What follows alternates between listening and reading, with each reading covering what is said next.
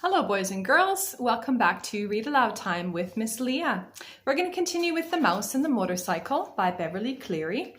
We are kind of halfway through chapter 4, which was entitled Keith.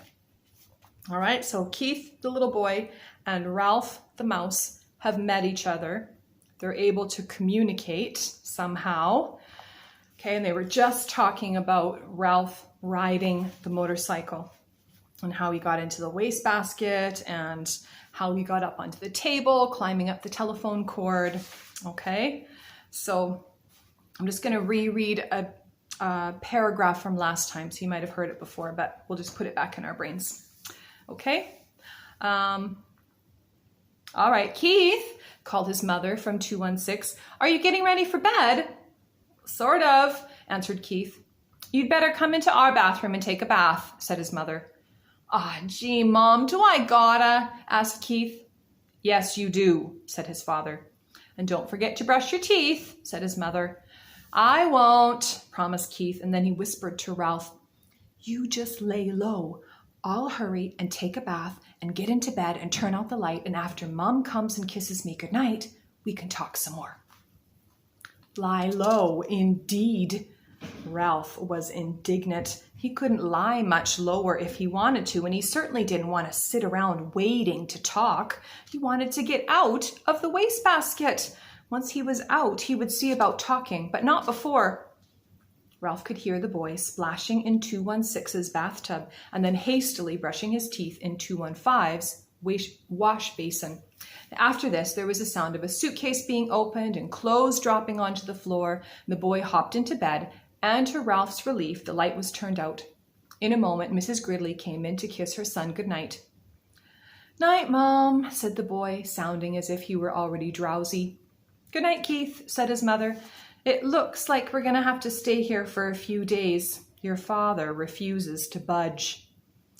That's okay, muttered Keith, giving the impression that he was almost asleep.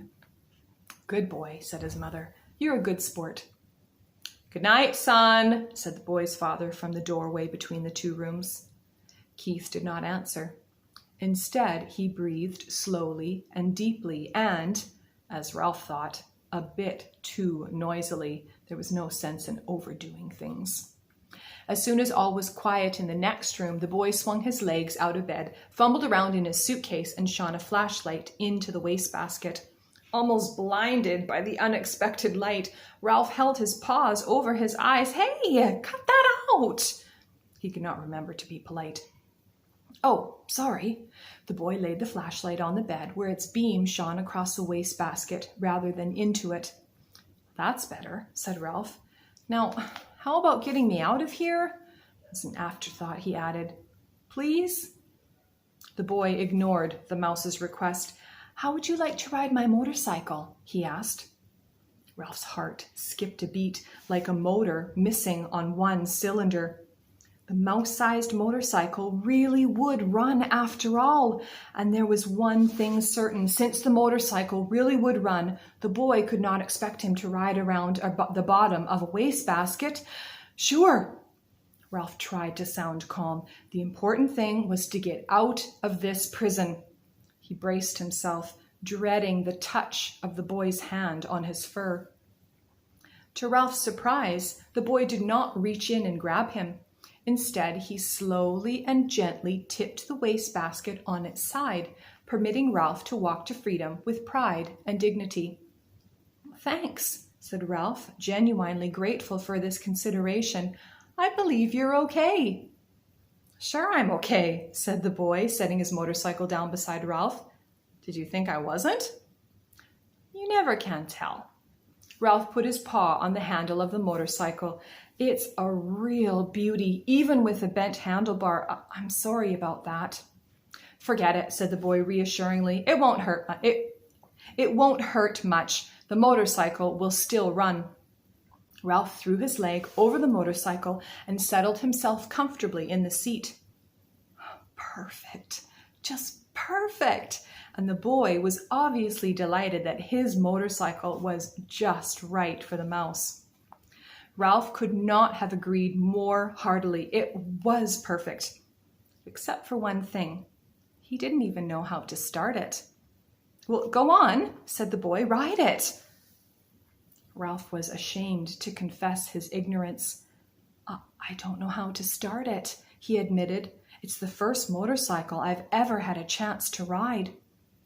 "Well, you have to make a noise," the boy explained matter-of-factly. "The cars don't go unless you make a noise."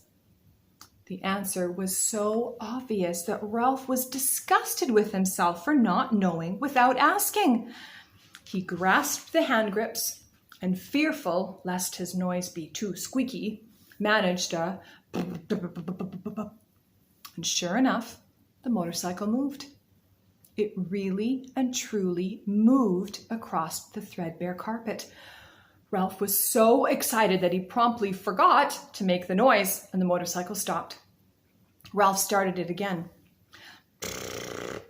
This time he remembered to keep making the noise, and he sped off into a square of moonlight on the carpet and found a good threadbare spot without any bumps.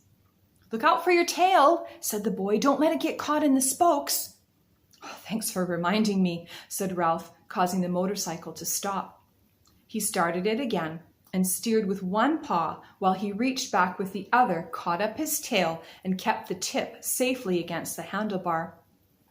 It was a glorious sensation, speeding around on the carpet freely and noisily, and most of all, fast.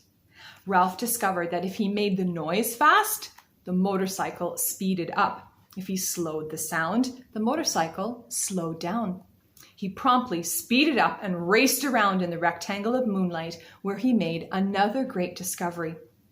When he ran out of breath, the momentum of the motorcycle carried him on until he could take another breath. "Oh, gee, you're lucky," whispered the boy. In order to answer, Ralph had to stop. "I am?" It had never occurred to him that a mouse could be luckier than a boy. "You sure are." The boy spoke with feeling. "My mother would never let me ride a motorcycle. She would say that I might break a leg or something like that." "Well, if you want to come right down to it," said Ralph, I don't suppose my mother would be crazy about the idea." He began to have an uneasy feeling that he really should be getting back to the mouse hole. "Anyway," said the boy gloomily, "it will be years and years before I'm old enough to ride a motorcycle. And then when I am old enough, my mother won't let me." Ralph felt really sorry for the boy, hampered as he was by his youth and his mother. "Go on, ride it some more," said the boy. "I like to watch." Ralph started the motorcycle again and rode around in the moonlight once more, faster and faster, until he was dizzy from circling, dizzy with excitement, dizzy with the joy of speed. Never mind the danger. Never mind what his mother thought. This was living. This was what he wanted to do, on and on and on. "Lucky," whispered the boy with envy in his voice. Ralph did not answer. He did not want to stop. I'll show you the picture.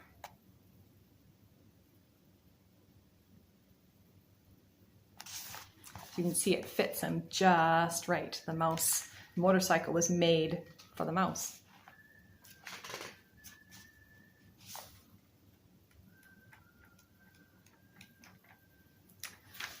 Okay. Chapter 5 is quite long, so maybe I'll pause this video and start a little bit of chapter 5 for the next video. So if you need a break, now's a good time to take a break.